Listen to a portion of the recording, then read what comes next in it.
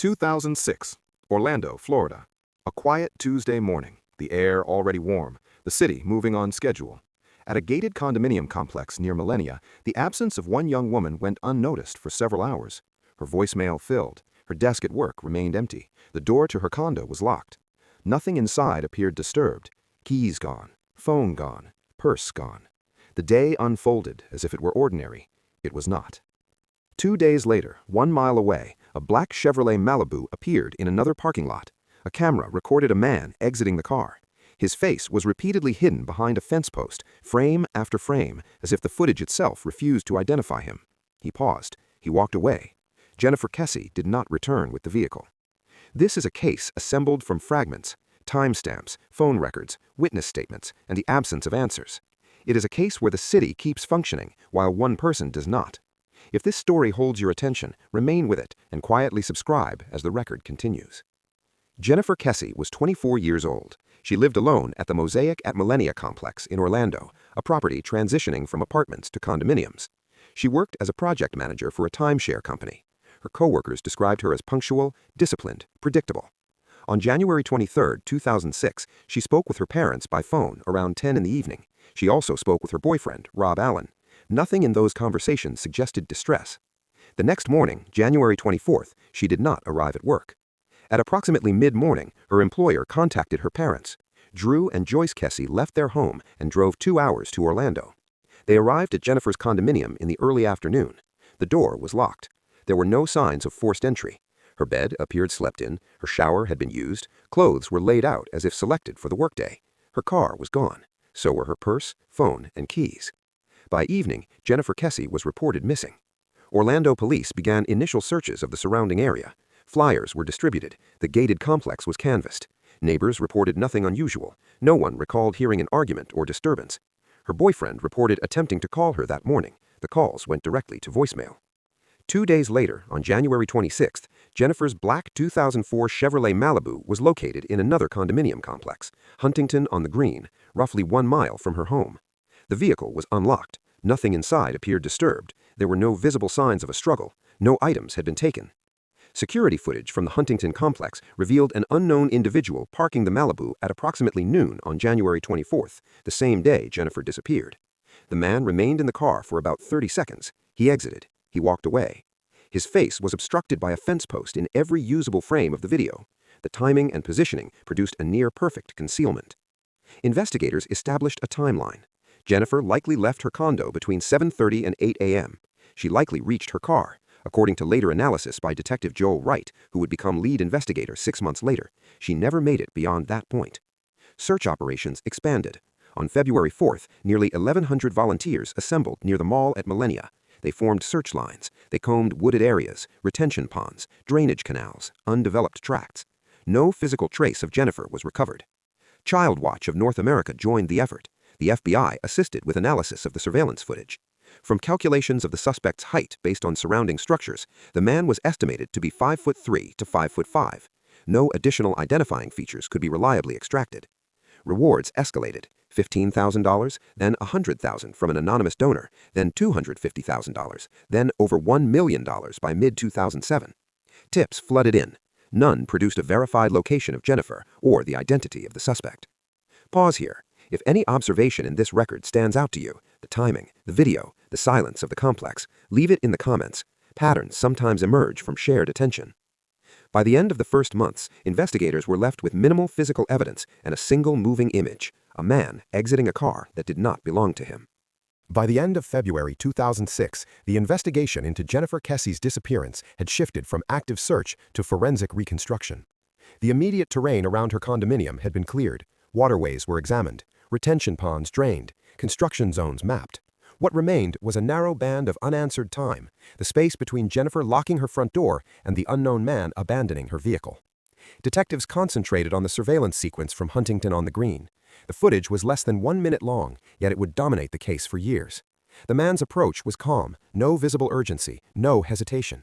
He parked cleanly within the lines. He remained seated for approximately 30 seconds, then he exited and walked away, moving north through the frame.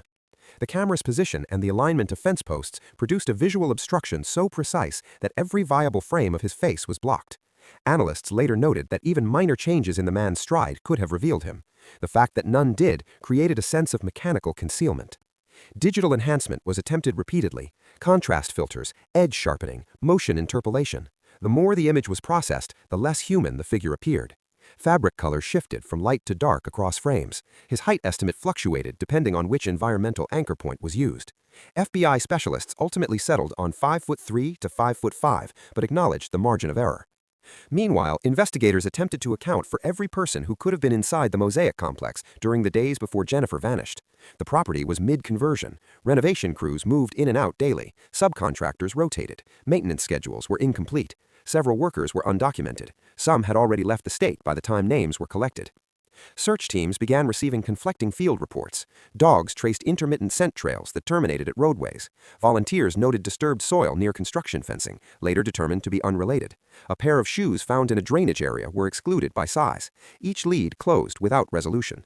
By mid-2007, public interest peaked again with the release of the full surveillance video and the elevation of the unknown man to official suspect status. Over $1 million in reward money expired without producing a credible identification. The city returned to routine. The case did not.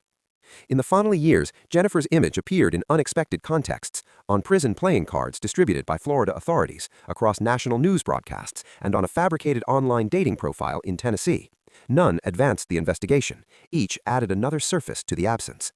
In August 2007, the Kesse family began receiving threatening communications. The messages referenced private family details and named Jennifer's brother directly.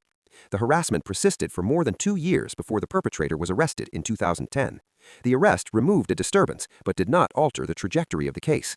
By April 2010, Orondo police informed the family that all credible leads had been exhausted. The file remained open. The disappearance remained unsolved. Jennifer Kesse had been missing for 4 years. There was still no crime scene. Jennifer Kesse was not a mystery in her own life. She was born May 20, 1981, in New Jersey. Her parents, Drew and Joyce, raised Jennifer and her younger brother, Logan, in a home shaped by caution. Years earlier, the family had survived a violent robbery. The memory of it lingered. Safety was discussed openly. Habits were reinforced. Doors were locked. Schedules were maintained. When the family later relocated to Florida, those routines remained intact. Jennifer carried them into adulthood. She attended the University of Central Florida. She studied finance. After graduating, she accepted a position at a timeshare company where she had interned. Within a year, she received 3 promotions. Her supervisors described her as precise and methodical. She purchased a condominium at 24. It was new. It was gated. A security guard was posted at the entrance. To her parents, it felt like the correct place for their daughter to live alone. In January 2006, Jennifer had just returned from a vacation in St. Croix with her boyfriend, Rob Allen. During that trip, her brother stayed at her condo. 2 of Logan's friends visited. One accidentally left his phone behind. The device was never recovered. Jennifer returned from the vacation energized. She spoke to her parents on the evening of January 23rd. She spoke to Rob. She prepared for the next workday. Her apartment reflected that preparation. Clothes arranged, cosmetics placed, the bed used, the shower wet. The environment did not suggest interruption. It suggested routine. On the morning of January 24th, Rob attempted to call her. No answer. The call went to voicemail. He tried again after a meeting. Voicemail again. The silence was unlike her. Jennifer was consistent. She called. She returned messages. She showed up. Her parents arrived at her condo by early afternoon. The door was locked. There were no signs of intrusion. Her car was missing.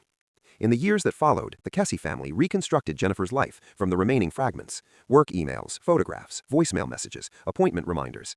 Each piece documented a person who planned ahead, who anticipated tomorrow. Her disappearance introduced a permanent discontinuity. Jennifer's belongings remained where she left them. Her calendar stopped updating. Her voice recordings froze at the night before she vanished. In 2018, her parents obtained the entire case file from Orlando police, over 16,000 pages and dozens of hours of recordings. They assumed control of the investigation themselves. The case no longer belonged to an agency. It belonged to absence. When the Kesse family obtained the full case archive in 2019, the investigation entered a second life, one no longer governed by official procedure but by patient reconstruction. Drew and Joyce Kesse began reading the file as if it were a damaged map. Sections overlapped, others contradicted. Entire segments appeared to have been written from memory rather than record. Over 16,000 pages did not create clarity, they created layers of uncertainty. Early witness interviews referenced individuals whose names disappeared from later reports. Tip summaries listed follow-ups that were never documented. Several persons of interest were quietly reclassified without explanation.